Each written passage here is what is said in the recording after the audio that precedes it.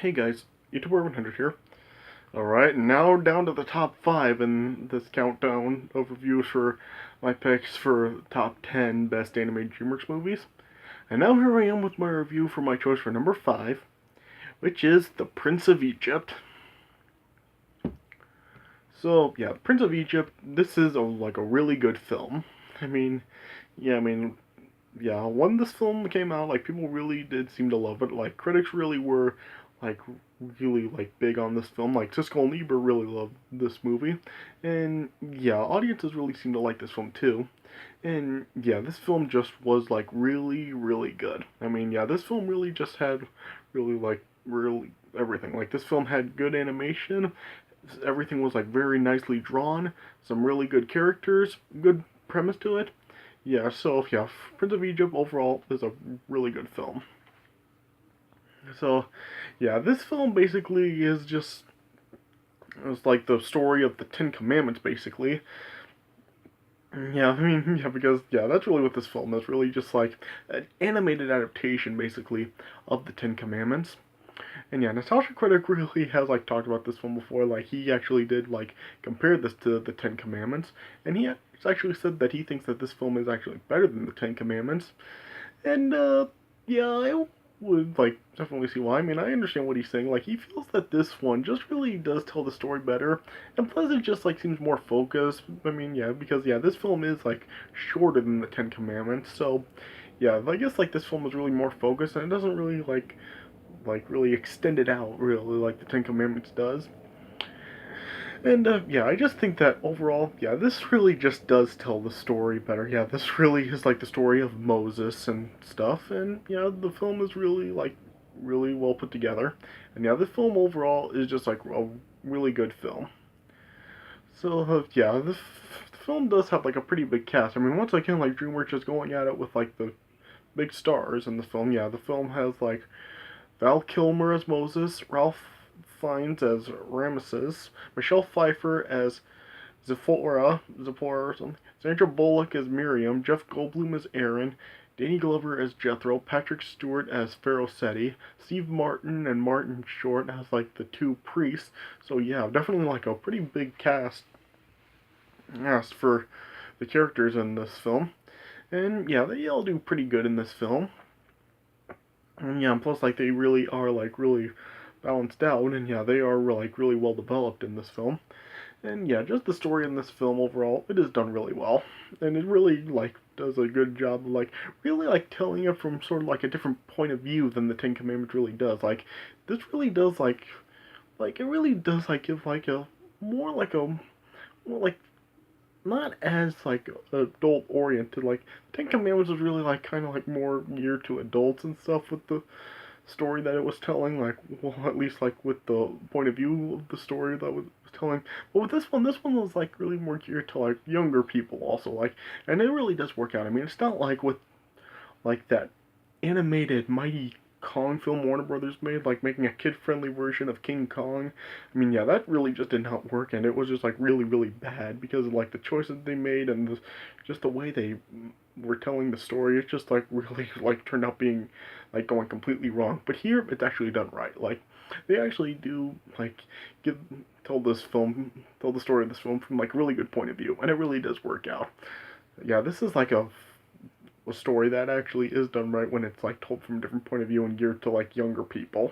So yeah, overall the film is like definitely like a really big success, and yeah, it really is like one of DreamWorks' best. And yeah, I would say this film definitely does belong in the top 5. And yeah, this film really does, I think really does deserve more recognition. Like I agree with what Nostalgia Critic said. Like I agree with him putting this on his top 11 underrated classics list. Like this film really is like pretty underrated, and yeah, this film really just does deserve more recognition because really like I really don't hear this film really being talked about when it comes to like really great animated films or like some of the best animated films of like the 90s. Because yeah, of course like maybe like a lot of the Disney films like really overshadowed this, but yeah, this film definitely is like really good, and it definitely does deserve more recognition because yeah, so yeah, so I would definitely like say this was definitely a really good film. I would give this film 3.5 stars out of 4. I mean, it really is just like a really well put together film, and I definitely would recommend this if you haven't seen it before. it just really is a good story, especially if you want like another like interpretation of the Ten Commandments. Like if you are younger and stuff, I really think that this is like a better way for like really like to, if you want to see the story of the Ten Commandments, like it is definitely like very well put together. All right, so yeah, let me just get right into it.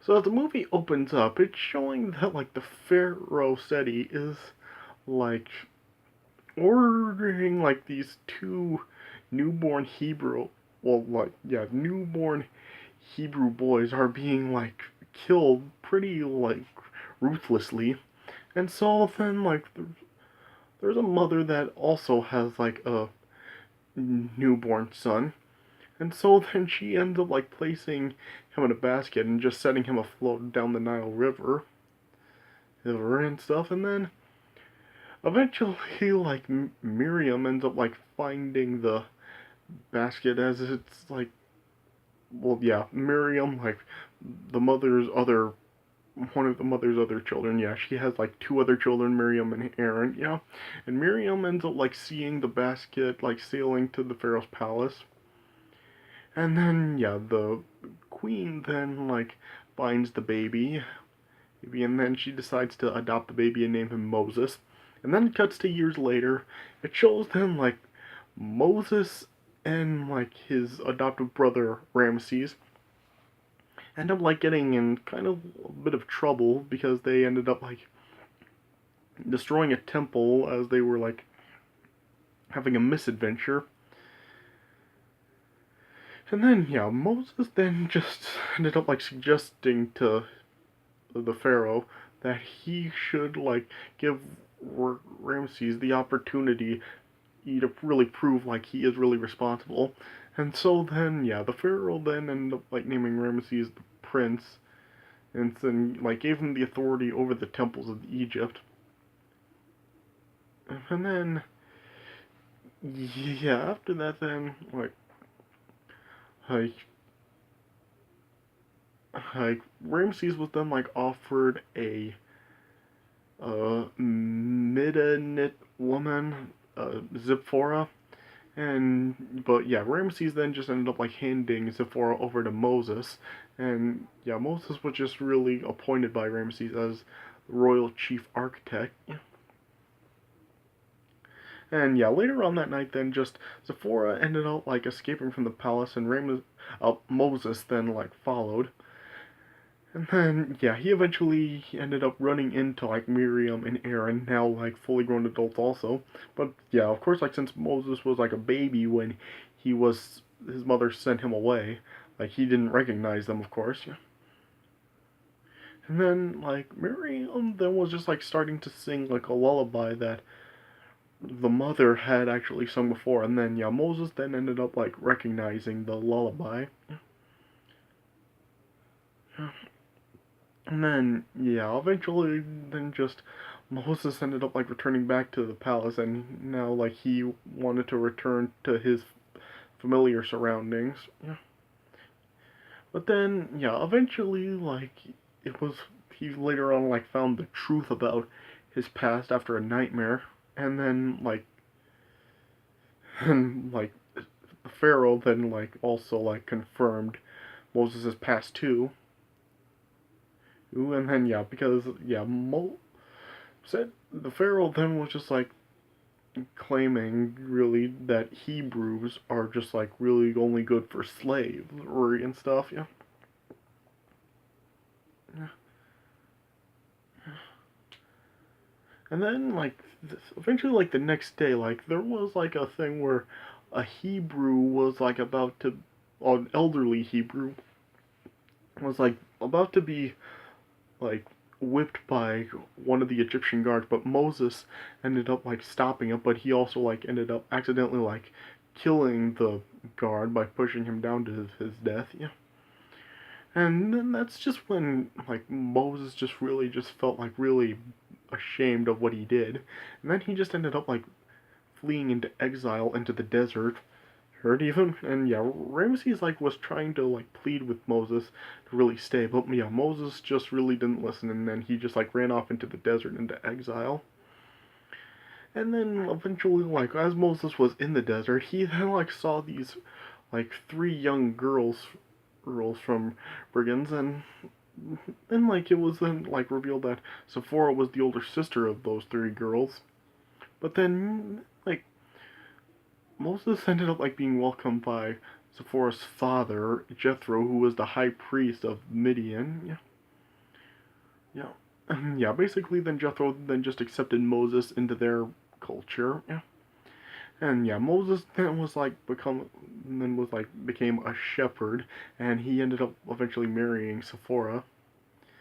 But eventually, then after like Moses was like trying to chase after a stray lamb, he then like saw a burning bush, and then he then was like spoken to by God, and yeah, God was just like telling Moses that he should go back to Egypt, and he should also save all the Hebrew slaves, and then just guide them into freedom. And then yeah, God also then was was like made a, his power into Moses' staff, and he told Moses that he will like guide him through his voyage and just tell him what he should do. And then eventually Moses and Zipporah ended up like returning to Egypt, and it was then also revealed that Ramses was now the pharaoh.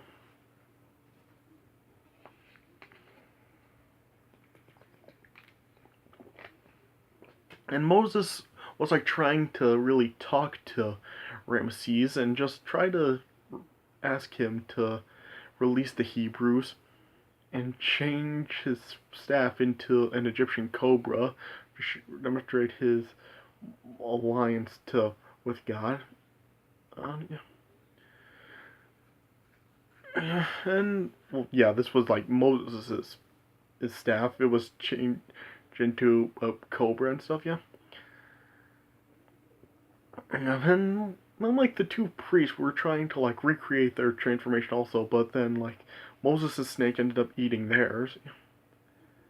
But then like Ramesses just refused Moses' request, and then he just ended up like doubling the work for the Hebrews. And yeah, this like led to Moses like inflicting like 9 of the plagues of Egypt.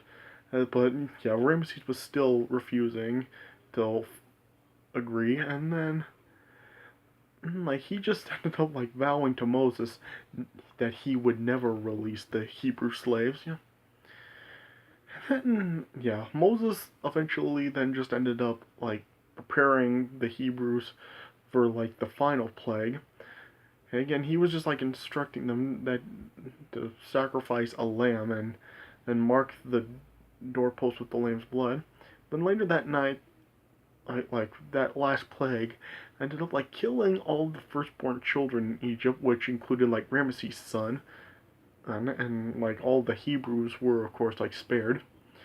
And then Ramesses then just ended up like because he was just so stricken with all the grief, he then like finally like let Moses free the Hebrews, and then but yeah, of course like Moses was like heartbroken because like he really felt bad about like really the pain that he really caused on the entire all of Egypt and his brother. Then that morning, like as the Hebrews were set to leave Egypt, as Moses, Miriam, Aaron, and Sephora were leading them, when they approached the Red Sea, it then like showed that Ramses was really like really vengeful against the Hebrews and Moses, and Ramses with his army were like pursuing the Hebrews with the intent to kill them. And then like they were like blocked off by uh like fiery pillars and stuff. Well, of course, like this was like God helping Moses, and then yeah, Moses then used his staff to really like, of course, separate the sea. He and then yeah, just like created like a clear path in the sea for them to run through, which of course they did. They crossed through the sea bottom, And yeah, then after that, that's when like the fire ended up disappearing, and then like the army continued their chase. But then, of course, like as pretty much all you know, if you know the story of Moses, the water then just ended up like closing up, and yeah, all the Egyptians were ended up like washed away and drowned. But yeah, Ramesses was actually like spared.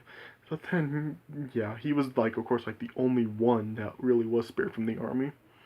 And then that's when Moses then like really like bid farewell to Ramesses, though he was like really like not really positive about it.